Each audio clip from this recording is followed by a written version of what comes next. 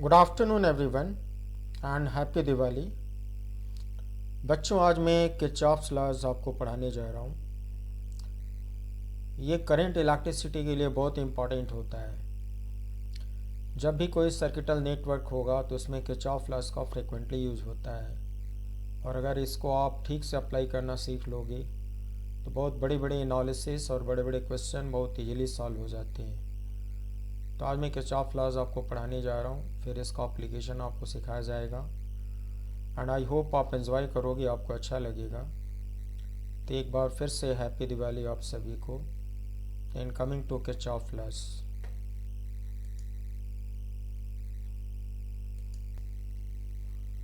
So starting with Kirchhoff's first law. So stated by Kirchhoff's first law is, this is also called junction law. Kirchhoff's first law is the consequence of the principle of conservation of charge. According to this law, at a circuital junction, the algebraic sum of all the currents becomes zero. That is, at the junction O in the next figure, sigma I equals zero. बच्चों, इसका मतलब ये हुआ, जैसे ये किसी circuit का junction है, पॉइंट ओ सर्किट का जंक्शन है, तो इसमें कुछ करंट्स इनकमिंग होंगी, जैसे I1 इनकमिंग, I2 इनकमिंग, कुछ करंट्स आउटगोइंग होंगी, जैसे I3 outgoing and I4 outgoing. The algebraic sum of all the currents at a junction in a circuit becomes zero, that is sigma equal zero. Algebraic sum का मतलब ये हुआ कि एक sign convention develop करो। Suppose incoming current को plus में दिखाते हो, आउटगोइंग करंट को माइनस में दिखाते हो, तो इस जंक्शन पे अलजेब्राइक सम कैसे लिखा जाएगा? Plus I1 plus I2 minus I3 minus I4 equals zero. बच्चों, इस पूरे एक्सप्रेशन को कहते हैं algebraic sum all the currents at a junction becomes equal to zero. उसके बाद जो नेगेटिव टर्म्स हैं उसको राइट साइड में ट्रांसफ़र करोगे तो राइट साइड में आकर वो पॉजिटिव हो जाएगा। फिर एक नया स्टेटमेंट मिलेगा I1 plus I2 equals I3 plus I4। इस स्टेटमेंट को दूसरी तरह से हम लोग एक्सप्लेन कर सकते हैं। I1 plus I2 is total current entering the junction equals total current leaving from the junction. एक नया स्टेटमेंट बन गया। अब इसको कैसे प्रूफ करेंगे ये मैं सिखा रहा हूँ। बोर्ड एग्जाम में इसको प्रूफ करने को आएगा बच्चों। डेरिवेशन पे फुल कमांड होना चाहिए। So according to the principle of conservation of charge in a given time interval, total charge entering the junction at O must be equal to total charge leaving from the junction at O. Now suppose total charge entering is Q1 plus Q2 and total charge leaving in the same time interval is Q3 plus Q4. इसको मैं diagram से आपको फिर से समझाता हूँ, आप इसको समझो। बच्चों, कहते हैं कि टोटल चार्ज कंजर्व होता है। सपोज किसी टाइम इंटरवल में इस डायरेक्शन से Q1 चार्ज एंटर किया और इस डायरेक्शन से Q2 चार्ज एंटर किया। In the same time interval इस डायरेक्शन में Q3 चार्ज लीव किया, इस डायरेक्शन में Q4 चार्ज लीव किया। तो कहते हैं according to principle of conservation of charge, total entering charge that is Q1 plus Q2 must be equal to total leaving charge that is Q3 plus Q4। तो बच्चों, यहाँ से इसका डेरिवेशन शुरू होता है। पहले चार्ज कंजर्वेशन का प्रिंसिपल अप्लाई किया जाता है। Total charge entering equals total charge leaving. फिर विथ रिस्पेक्ट टू टाइम ये चारों वेरिएबल होंगे। अब differentiating both sides with respect to time t। Differentiate करने पर बच्चों फर्स्ट टर्म मिलता है dt of Q1 plus dt of Q2 equals dt of Q3 plus D of Q4। D of Q1 को आप कहोगे entering current I1, D of Q2 is entering current I2, D of Q3 is leaving current I3 and D of Q4 is leaving current I4। उसके बाद right side को left side में transfer करोगे तो ये दोनों टर्म नेगेटिव हो जाएंगे and finally you have plus I1 plus I2 minus I3 minus I4 equals 0। और इस पूरे एक्सप्रेशन को कहते हैं algebraic sum, that is sigma I equals 0 hence proved. बच्चों 2 लाइन का सिंपल डेरिवेशन है, इसकी आप प्रैक्टिस कर लेना। इसके बाद होता है किरचॉफ सेकेंड लॉ। सो किरचॉफ सेकेंड लॉ, इसका स्टेटमेंट क्या होगा? This is also called loop law और किरचॉफ्स वोल्टेज लॉ और किरचॉफ्स मेश लॉ। इसको इतनी तरह से एक्सप्लेन करते हैं। Kirchhoff's second law is the consequence of the principal of conservation of energy. According to this law, in a closed loop of a circuit, the algebraic sum of all the voltages becomes 0. That is, in the below shown loop of the resistive circuit, in a steady state, sigma V equals 0. Now moving clockwise from point A in the shown loop in the next figure. बच्चों ये जो circuital loop है, किसी close loop में आप Kirchhoff second law को apply कर सकते हो। इस लूप में algebraic sum of all the voltages 0 होगा। तो इमेजिन करो कि आप इसके पॉइंट ए से स्टार्ट करते हो और क्लॉकवाइज मूव करते हो। आपकी मर्जी पे डिपेंड करता है, आप एंटी क्लॉकवाइज भी मूव कर सकते हो। सपोज़ मैं पॉइंट ए से स्टार्ट करता हूँ अपनी जर्नी और इसमें क्लॉकवाइज मूव करता हूँ। तो इसमें क्या होता है, इसमें कुछ कॉन्सेप्ट होता है कि जब आप किसी रजिस्टर के थ्रू क्रॉस करोगे तो कहते हैं करंट के डायरेक्शन में पोटेंशियल डिक्रीज़ होता है। करंट के डायरेक्शन में पोटेंशियल डिक्रीज़ होगा तो जब ए से स्टार्ट करोगे तो पहले आप लिखोगे VA, फिर R1 को क्रॉस करके यहाँ पे आओगे तो आप लिखोगे माइनस I इंटू R1, जैसे डिक्रीज़ इन पोटेंशियल। फिर R2 को क्रॉस करोगे तो करंट के डायरेक्शन में फिर पोटेंशियल डिक्रीज़ होगा तो लिखोगे minus I into R2।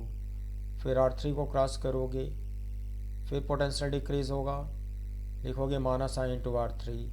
B तक आ चुके हो, डाउनवर्ड चले आओ नथिंग, लेफ्टवर्ड जा रहे हो, आपको रास्ते में एक बैटरी मिलती है, नेगेटिव टू पॉजिटिव जाते हो तो पोटेंशियल इंक्रीज़ होता है। आप लिखते हो प्लस C, फिर मूव करते चले जाओ नथिंग, आप पढ़ जाओ नथिंग, पॉइंट ए पर स्टॉप हो जाओ। बच्चों जहाँ पे रुकते हो इक्वल के बाद वहाँ का पोटेंशियल फिर से लिखते हो। उसके बाद VA को लेफ्ट साइड में ट्रांसफ़र करते हो, कैंसिल आउट होकर 0 हो जाता है, मिलता है minus IR1 minus IR2 minus IR3 plus E equals 0।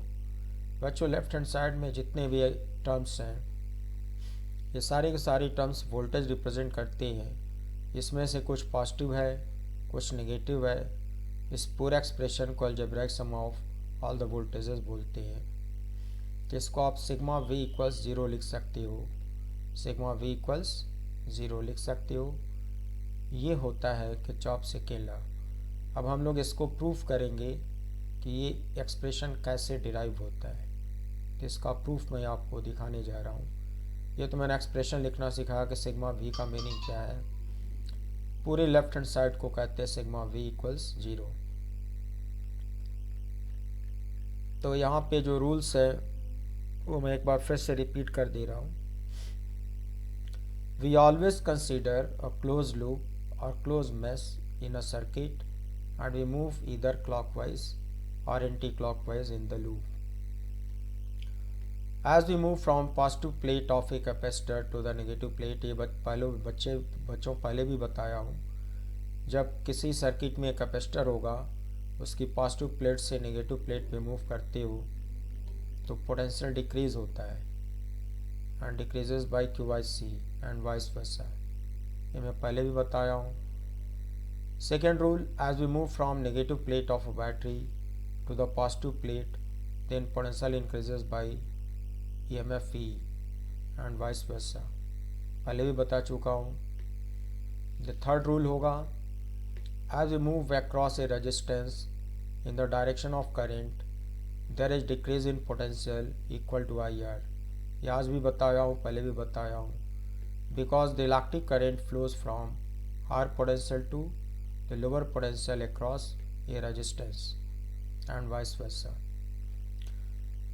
बच्चों मैंने एक्सप्लेन तो कर दिया, अब मैं इसको प्रूफ करने जा रहा हूँ कि कैसे प्रूफ होता है. According to the principle of conservation of energy in the shown circular loop in a very small time interval dt, the work done by all the batteries equals total heat energy produced in all the resistors. That is, बच्चों आप simply समझ रहे होगे, तो आपके circuital loop में कुछ batteries लगी हैं, तो सारी बैटरी मिलकर वर्क करेंगी चार्ज को सर्कुलेट कराने में. तो बैटरीज का टोटल वर्क कैसे यूज होता है, कैसे कंज्यूम होता है. सारी बैटरीज मिलकर जो टोटल वर्क करती हैं वो सारे रजिस्टर्स में हीट एनर्जी में कन्वर्ट हो जाता है. रेजिस्टिव सर्किट है इसलिए तो मैंने लिखा equals total heat energy produced in all the resistors. That is, प्यारे बच्चों ये जो आपने एग्जांपल लिया है इसमें एक ही बैटरी है, इस लूप में सिंगल बैटरी है. सिंगल बैटरी है तो इसके पॉजिटिव टर्मिनल से पॉजिटिव चार्ज पुश किया जाएगा, इसलिए करंट का डायरेक्शन लेफ्टवर्ड होगा. Suppose D T small time interval में डी क्यू चार्ज पुश किया गया तो बैटरी ने स्मॉल वर्क किया. फार्मूला पहले भी बताया हूँ बच्चों, small work done by battery का फार्मूला होता है EMF इंटू डी क्यू. तो बैटरी ने वर्क किया EMF इंटू डी क्यू, तो वेरी स्मॉल टाइम इंटरवल में कुछ हीट R1 में प्रोड्यूस होगी. आई करंट जा रही है, जूल सेटिंग इफेक्ट पढ़ चुके हो, तो डी टी टाइम इसमें कितनी हीट प्रोड्यूस होगी, I square R1 into D T. इसमें प्रोड्यूस होगी I square R2 into D T. इसमें प्रोड्यूस होगी I square R3 into D T. तो total work done by battery equals total heat produced in all the resistors. तो बच्चों हम लोग equation पे ध्यान दें. इक्वेशन ऐसे बनेगा, work done bye a single battery EMF into D Q and this is heat produced in first register I square R1 dt, in second register I square R2 dt, in third register I square R3 dt. Got it? बच्चों dt से both side को divide कर दो. जब dt से both side को divide करोगे तो लेफ्ट साइड में मिलेगा EMF into D Q by D T, right side में मिलेगा आई स्क्वायर R1 प्लस आई स्क्वायर R2 प्लस आई स्क्वायर R3. आपको मैं बता चुका हूँ कि D Q by D T को कहते हैं rate of flow of charge और इसी को कहते हैं electric current I through the battery. आपने डायग्राम में देखा कि बैटरी के थ्रू जो करंट फ्लो कर रही है वो भी इक्वल टू आई है. तो इसको सिंपली आप लिख सकते हो EMF into I equals I square R1 plus I square R2 plus I square R3. उसके बाद बच्चों आई से कैंसिल करा दो. आई से कैंसिल कराने के बाद राइट हैंड साइड को लेफ्ट हैंड साइड में ट्रांसफ़र करो to get you minus I R1 minus I R2 minus I R3 plus C equals 0. Left hand side में जितने भी टर्म्स हैं ये सब वोल्टेज के टर्म्स हैं. इन शॉर्ट इसको आप लिख सकते हो sigma V equals 0. Hence proved. The next topic is combination of resistors. So we have series combination, then parallel combination, then mixed combination. Combination of resistors, series combination. बच्चों अगर R1, R2, R3 तीन registers series में लगे होंगे किसी network में तो उन तीनों का जो इक्विवेलेंट रेजिस्टेंस होता है that becomes R equals R1 plus R2 plus R3. फिर R is the equivalent resistance between the terminal C and B. Diagram में दिखा रहा हूँ आपको. सो बच्चों ये जो इक्विवेलेंट रेजिस्टेंस का फॉर्मूला है ये आप 10th में भी पढ़ते हो, लेकिन वहाँ पे डेरिवेशन का मेथड अलग होता है क्योंकि 10th में बहुत सारे बच्चों को किरचॉफ लॉ बहुत सारे बोर्ड्स में नहीं पढ़ाए जाते, तो आप दूसरे मेथड से डिराइव करते, लेकिन मैं किरचॉफ्स लॉ यूज करके इसको डिराइव करूँगा। देखिए कैसे होता है, तीनों का सम कर देते हैं, इसको कहते हैं equivalent resistance between A and B. Proof देखो, the next figure B, apply Kirchhoff second law in the shown loop and move clockwise. बच्चों ये फिगर ए है, इसमें 3 रेजिस्टेंस सीरीज में लगे हुए दिखाए गए हैं बिटवीन ए एंड बी। मुझको चाहिए होगा इक्विवेलेंट रेजिस्टेंस, तो ऊपर मैंने फार्मूला एक्सप्लेन किया, इन तीनों का इक्विवेलेंट आएगा R1 plus R2 plus R3। अब डिराइव करने के लिए इसमें एक हाइपोथेटिकल बैटरी कनेक्ट कर देते हैं between A and B. Suppose this battery has EMF E।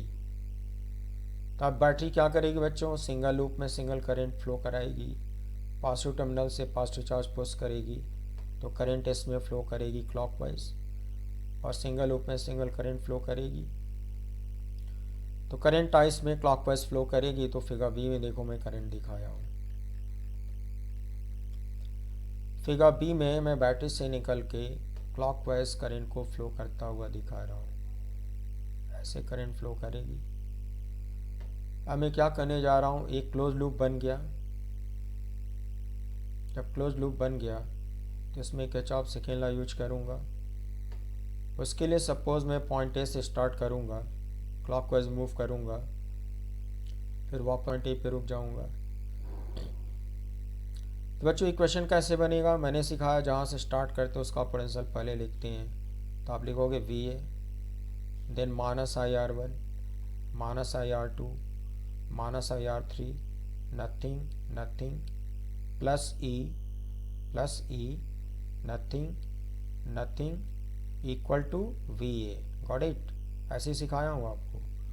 तो ये इक्वेशन में बना लिया हूँ, इसको दिखाता हूँ लिखकर। In the shown loop moving clockwise we have VA minus IR1 minus IR2 minus IR3 plus C equals VA। अब VA को राइट ट्रांसफर करो, VA माइनस VA 0। उसके बाद बच्चों बोथ साइड को माइनस I से डिवाइड कर दो, R1 plus R2 plus R3 को लेफ्ट साइड में रखो, राइट साइड में आपको मिलेगा E अपान I।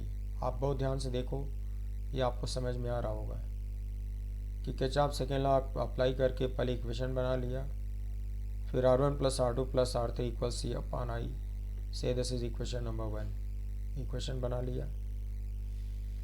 उसके बाद क्या करो, इन तीनों का जो इक्विवेलेंट रेजिस्टेंस है उसको फिगर C में दिखाओ। बच्चों ये जो सिंगल कैपिटल R है इसको इक्विवेलेंट रेजिस्टेंस मानेंगे। इसका फिजिकल मीनिंग क्या हुआ, अगर इक्विवेलेंट रेजिस्टेंस है ए और बी के बीच में, तो ये अकेले वही काम करेगा जो तीनों मिलके कर रहे थे। तो बच्चों तीनों मिलके कर क्या रहे थे, किसी गिवन बैटरी से करंट आई को विड्रॉ कर रहे थे। अगर ये अकेला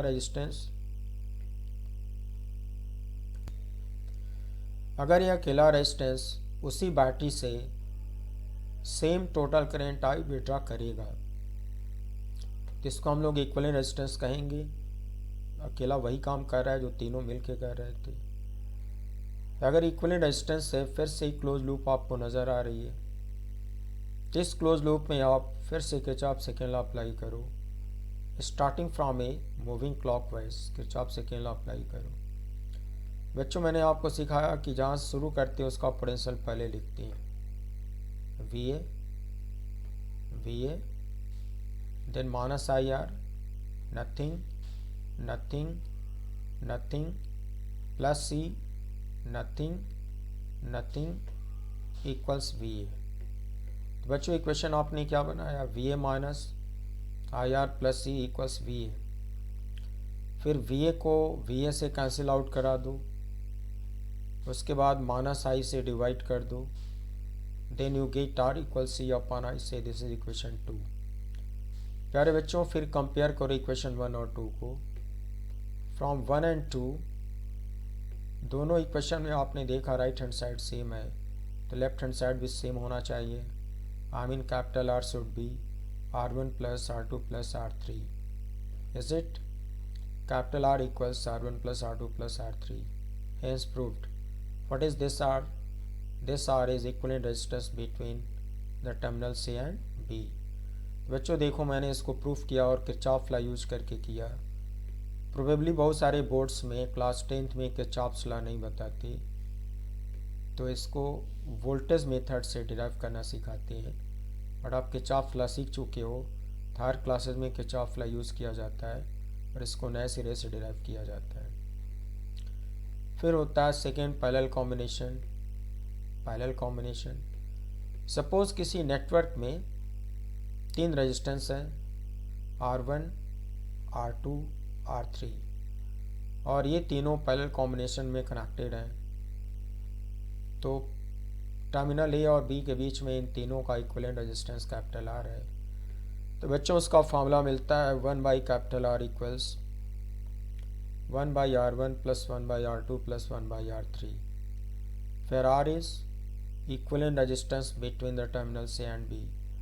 इसको भी मैं प्रूफ करके दिखा रहा हूँ आपको।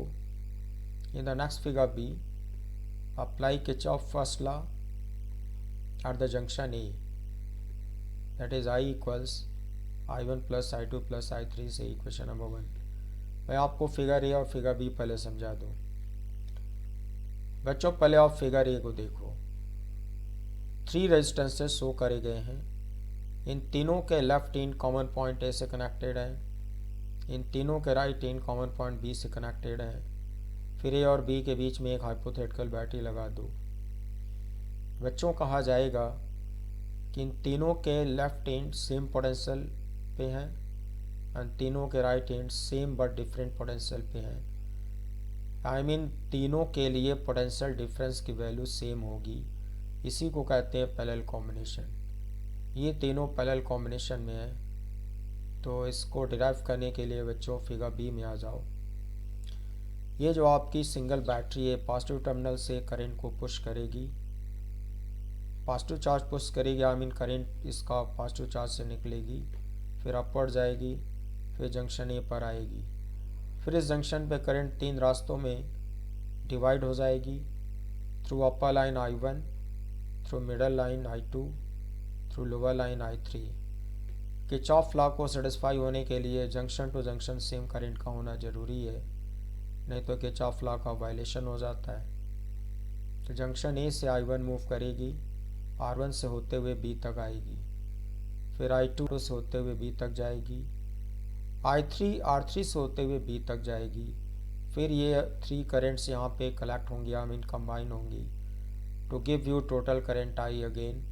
फिर टोटल करंट I B से बाहर आएगी, then downward, then leftward battery के थ्रू फ्लो कर जाएगी। किस तरह से इसमें करंट का सर्कुलेशन होगा। तो बच्चों फिगर बी में हम लोग क्या करेंगे, जंक्शन ए पर किरचॉफ फर्स्ट लॉ अप्लाई करेंगे।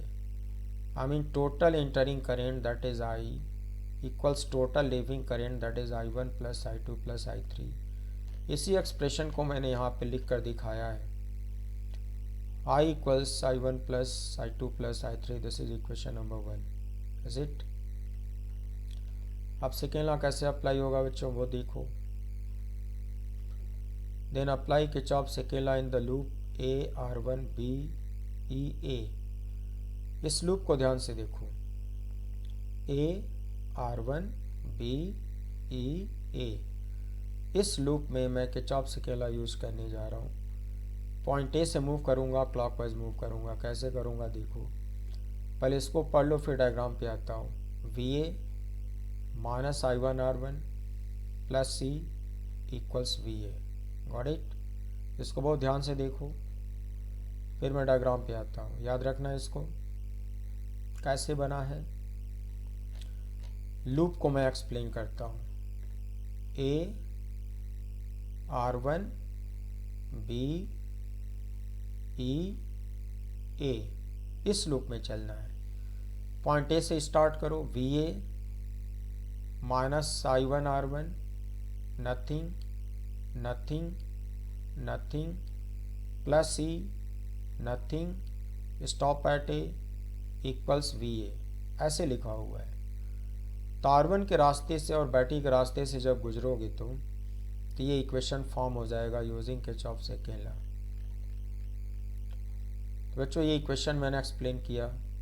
फिर वी ए को वी ए से कट करा दो, फिर माइनस R1 से डिवाइड कर दो, giving you I1 equals E by R1. I1 equals C by R1. This is equation number 2. Similarly, we can prove that. अब आप क्या करो, R2 के रास्ते से चलो, इसी तरह से इक्वेशन बनाओ। कैसे चलोगे दिखा रहा हूँ। A R2 B then E then A। बच्चों इस वाले लूप में मूव करो। जब इस लूप में मूव करोगे तो आप एक इक्वेशन और क्रिएट करोगे, और वो इक्वेशन क्या मिलेगा वो देखो, दिखा रहा हूँ। मिलेगा I2 equals E upon R2, sure मिलेगा, इज इट। फिर एक इक्वेशन और निकालो। अब R3 से मूव करो। मैं आपको लूप समझा रहा हूँ कैसे मूव करोगे। देखो, beginning from A R3 B E A, beginning from A R3 B E A, ऐसे चलोगे। तो बच्चों जब इस लूप में आप मूव करोगे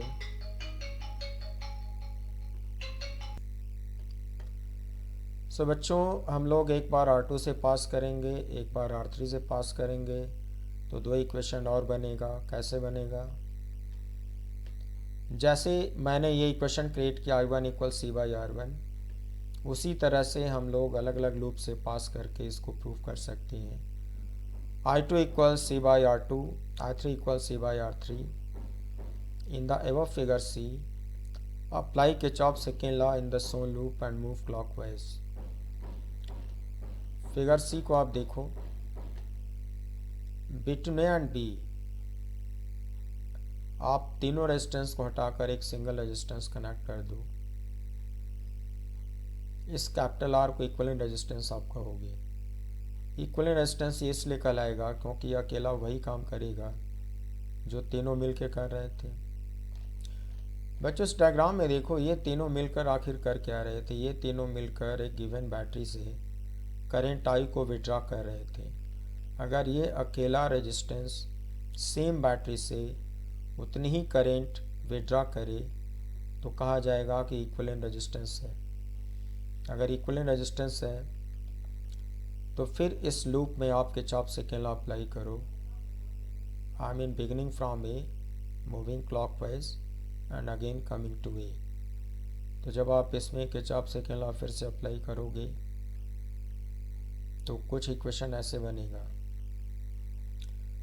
VA minus IR plus E equals VA, VA minus IR plus E equals VA। कैसे बनेगा देखो, VA minus IR plus E equals VA। Got it.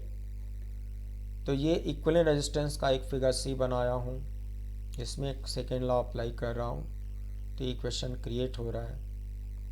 फिर VA को राइट साइड में ट्रांसफ़र करूँगा, कैंसिल करूँगा, फिर माइनस R से बोथ साइड को डिवाइड करूँगा, तो मिलेगा I equal C by R। से दिस इज इक्वेशन 5। प्यारे बच्चों, अब फ्रॉम इक्वेशन 1 2 3 4 एंड 5 रेफरेंस लेना होगा ये सारे इक्वेशंस का, पांचों इक्वेशन का। तो लेफ्ट हैंड साइड में I की वैल्यू पुट करी जाएगी, राइट साइड में यहाँ पे I1 की वैल्यू, फिर I2 की वैल्यू, फिर I3 की वैल्यू पुट कर दी जाएगी। EMF कैंसिल आउट हो जाएगा बोथ साइड से। EMF को कैंसिल आउट कराने के बाद एक्सप्रेशन बचेगा 1 by R equals 1 by R1 plus 1 by R2 plus 1 by R3, where capital R is the equivalent resistance between terminal C and B। बच्चों ये प्रूव हो गया। पैरेलल कॉम्बिनेशन के लिए इक्विवेलेंट रेजिस्टेंस का फॉर्मूला प्रूव हो गया।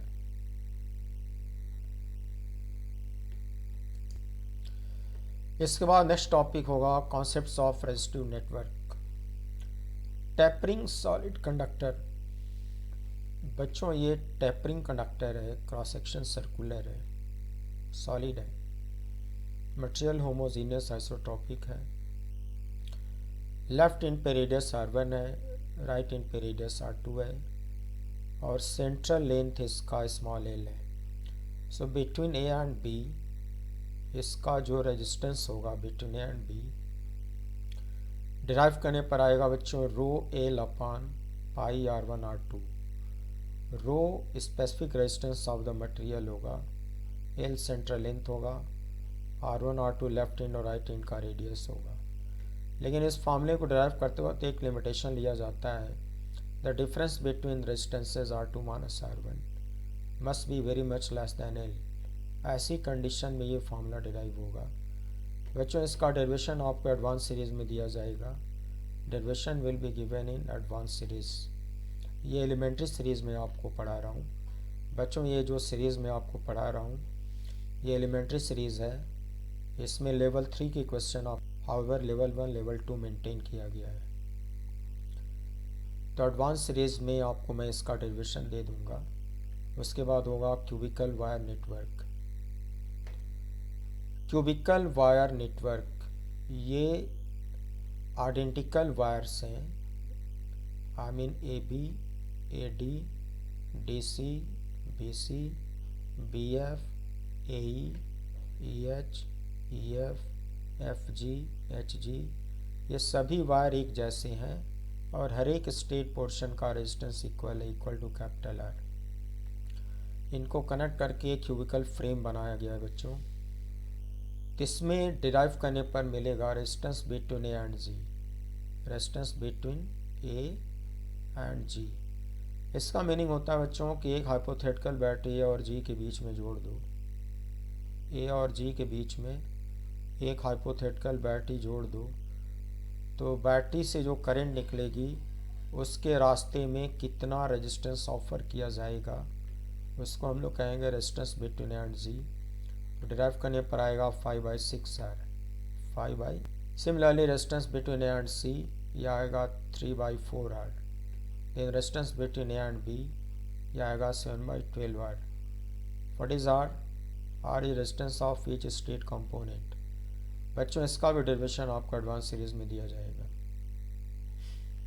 इसके बाद इसमें जो थर्ड पॉइंट होगा that will be principle of Wheatstone's bridge.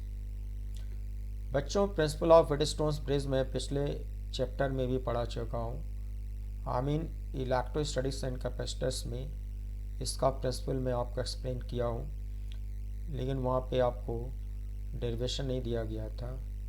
इस बार आपको इसका डेरिवेशन दिया जाएगा क्योंकि बोर्ड एग्जाम में डेरिवेशन पूछा जाता है।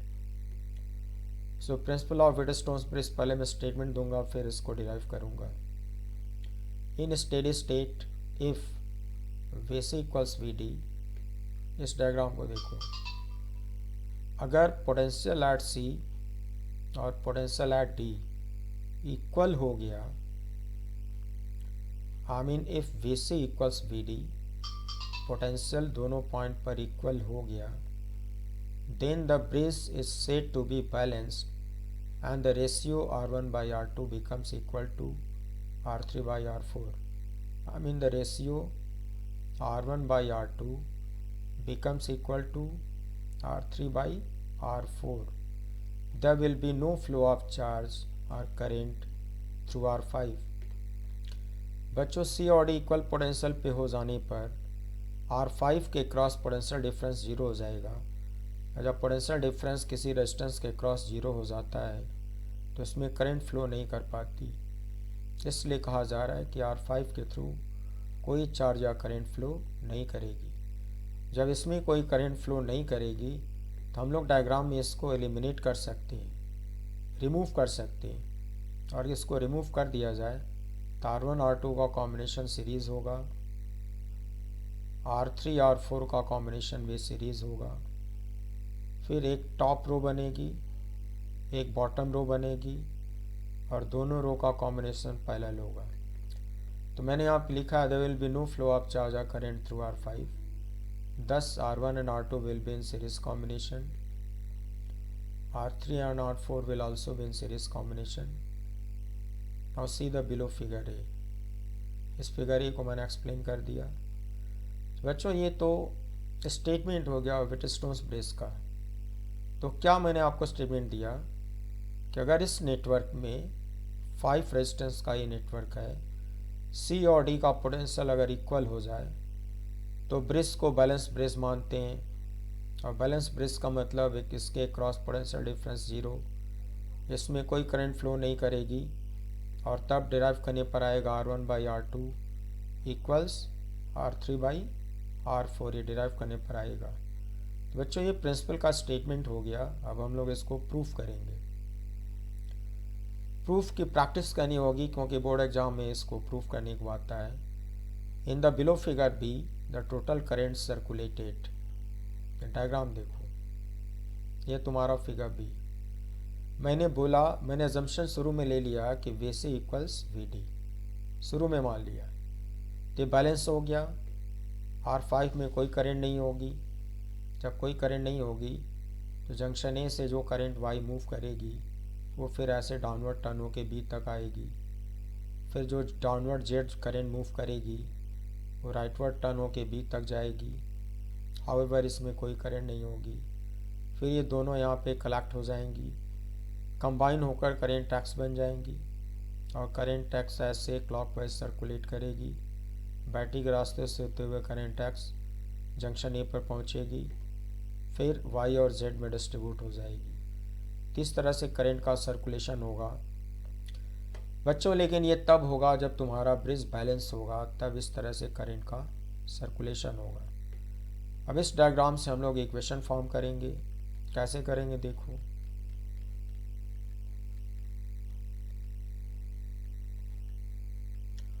Apply Kirchhoff second law in the loop ACDA, VA। अभी मैं डायग्राम में फिर चलूँगा। VA minus YR1 plus ZR3 equals VA।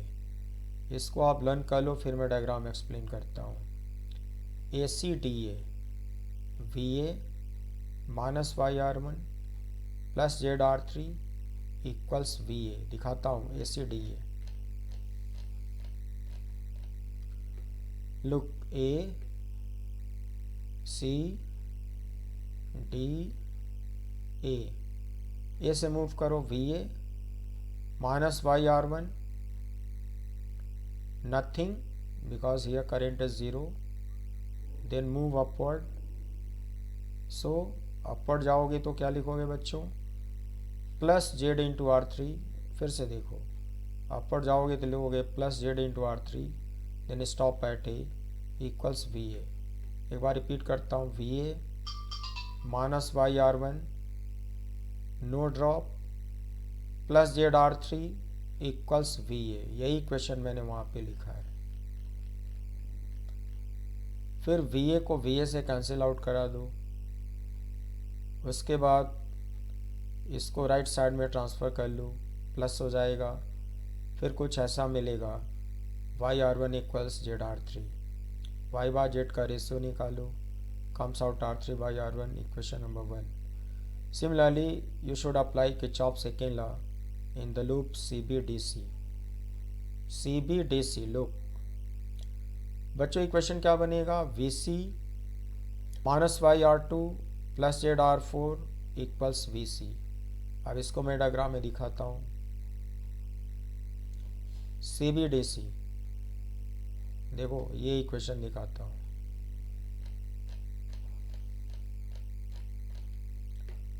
CBDC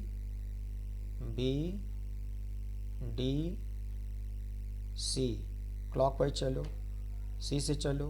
VC minus YR2 plus ZR4 no drop equals VC। Got it.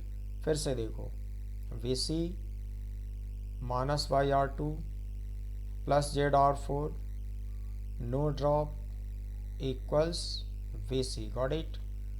ये मैंने इक्वेशन यहाँ पे लिखा हुआ है, देख लो। As it. फिर बच्चों VC को VC से कैंसिल आउट करा दो, 0 हो जाएगा।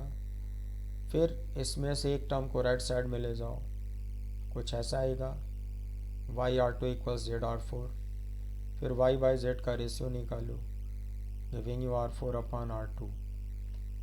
इक्वेशन 1 में भी वही निकाले हो, इक्वेशन 2 में भी वही निकाले हो। लेफ्ट साइड इक्वल है तो राइट साइड को इक्वल करो।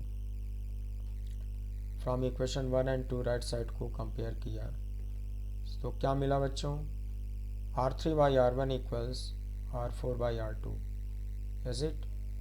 अब R1 को यहाँ पे ले आओ, R4 को यहाँ पे ले आओ, इनको चेंज कर डालो, giving you the ratio R1 by R2 equals R3 by R4। Hence proof. बच्चों मैंने इसमें क्या प्रूफ किया, VC इक्वल्स VD को मैं पहले एज्यूम कर लिया और उसको एज्यूम करके करंट का सर्कुलेशन दिखाया, और ये रेशियो मैंने प्रूफ कर लिया। अगर VC और VD इक्वल होंगे तो ratio R1 by R2 will be equal to R3 by R4। ये कंडीशन मैंने प्रूफ करके दिखा दिया। इतना ही करना होता है, और इसको कहते हैं special condition for balanced Wheatstone's bridge। This is essential condition for the balanced Wheatstone's bridge। I mean अगर R1 by R2 equals R3 by R4 किसी क्वेश्चन में मिलेगा तो हर हाल में VC इक्वल्स VD होगा, और उसमें R5 के थ्रू कोई करंट नहीं बहेगी, और फिर इसको क्या बोलोगे, बैलेंस बोलोगे। बच्चों इसमें कुछ सब्सिडियरी एनालिसिस होगा। अब मैं जैसे समझा चुका हूँ, R1 R2 सीरीज़ में होगा, फिर R3 एंड R4 भी सीरीज़ में होगा। माना कि R1 R2 सीरीज़ में होगा, उसका इक्विवेलेंट R डैश है। R3 R4 सीरीज़ में उसका इक्विवेलेंट R डबल डैश है। तो सीरीज़ के फॉर्मूले से R डैश आएगा R1 plus R2 equation number 3, R3 plus R4 को R डबल डैश बोलोगे इक्वेशन नंबर 4। फिर top row R dash, bottom row R double dash, ये दोनों पैरेलल में माने जाएंगे। फिर पैरेलल कॉम्बिनेशन का फॉर्मूला लगा दोगे तो A और B के बीच में इक्विवेलेंट रेजिस्टेंस आ जाता है R dash into R double dash upon R dash plus R double dash. फिर इन दोनों की वैल्यू पुट करी जाएगी तो ये मिल जाएगा बच्चों equivalent resistance between A and B। इसकी मुझे ज़रूरत पड़ेगी न्यूमेरिकल्स में। सो बच्चों आज टाइम ज़्यादा हो रहा है, इसलिए इस एपिसोड को मैं यहीं पे कंप्लीट करता हूँ, और नेक्स्ट एपिसोड में मैं आपको एक्सप्लेन करूँगा प्रिंसिपल ऑफ डायगोनल सिमेट्री।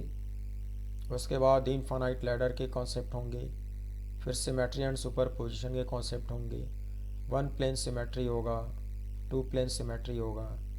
जिस तरह से मैंने आपको कैपेसिटर्स वाले टॉपिक में एक्सप्लेन किया था, उसी तरह के कॉन्सेप्ट इस चैप्टर में भी होंगे। एक्सप्लेनेशन मोरालेस वैसा ही होगा, बट आंसर डिफरेंट आ सकता है।